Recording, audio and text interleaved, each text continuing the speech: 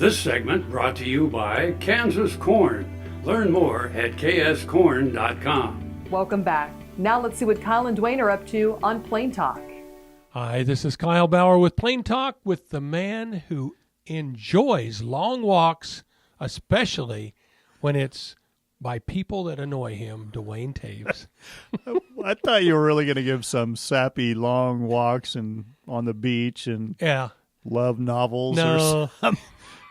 Really? You're going to throw me into the bus like that? Yeah, no, you like those long walks. Anybody that annoys you, why don't you take up walking? There's a sign that I've seen in a couple people's houses. I haven't really asked them how I fit into it, but it says by the door, all people who pass through bring joy. Some by entering, some by leaving. Yep. Yeah, and I haven't had the courage to ask, so where do I fit on that? I think if I had that sign up, I would be ready to basically say, it all depends how things go here.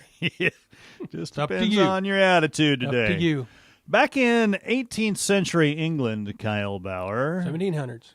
Gambling rooms in England had a individual in charge of the dice who would swallow them if raided by police.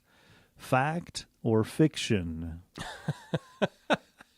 I told you I was going to start popping off the answer just like that because I'm overthinking things. Yeah. And then I thought, no, God has given me a lot of life experiences, and I should utilize them. utilize my brain. And then about I thought, well, how many illegal dice games have I been in? And how many times have the police raided them? And what did we do with the dice with when the it dice? happened? And it's like, I don't remember any of those things. So I'm going to go with they were bones. It was like, I'm going to go fiction. It's true. It's true. Your job was to swallow the dice. There was someone whose job was to swallow the dice if there was a police raid. I was thinking 1700s. I mean, it's like, why would... I can't imagine. That it was I'm surprised illegal. that it was illegal, yeah. Probably because they couldn't tax it, in all seriousness. Well... I mean, True. that is the biggest thing with gambling on state-sanctioned gambling over the years is it's like government's all for it. But we can't get as our long piece as of they it. can get their share from it, they're just fine with it. So isn't that way with all kinds of sin taxes?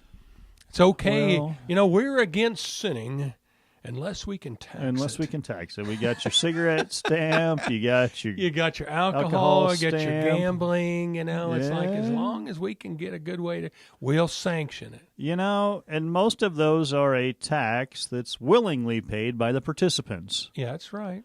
And they're not necessarily happy about what the rate lottery is. For instance, everybody knows it's terrible odds. Right. But everybody that's millions of people every week. Exactly. Give it a Everybody go. that participates is a willing taxer.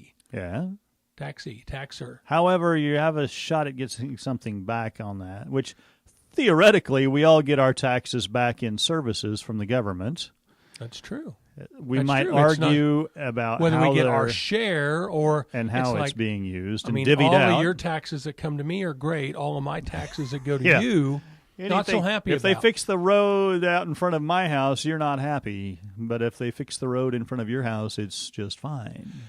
I have a question for you. What's that? If let's just say there's 2 blocks in a town, and two-block town. Well, or you're picking it's not out the whole block. I was like, well, Just that's a little random. town. Been in a few of those, lived in one. Yeah. Okay. So back to the point. This one has, I'll just go easy numbers. Okay. This one has $1 million worth of taxable valuation. Okay. And this one over here has $100,000 in taxable valuation. All right. Okay. So should there be a difference on when each of those streets gets redone? I think it would make sense if the city council whoever's making viewed the it decision, that way, or city planner, somebody's administrator, got to make a decision, right? If you got $1 million worth of commerce, so to speak, or taxable valuation versus $100,000, I think it makes logical sense to take better care of the street that has $1 million worth of valuation. Everyone that would like to use this video, please feel free to do so. Call Duane. Thanks for joining us. I'm your host, Jamie Bloom, and I hope you enjoyed today's show. See you next week on Farm Factor. Closed captioning brought to you by Ag Promo Source. Together we grow. Learn more at agpromosource.com.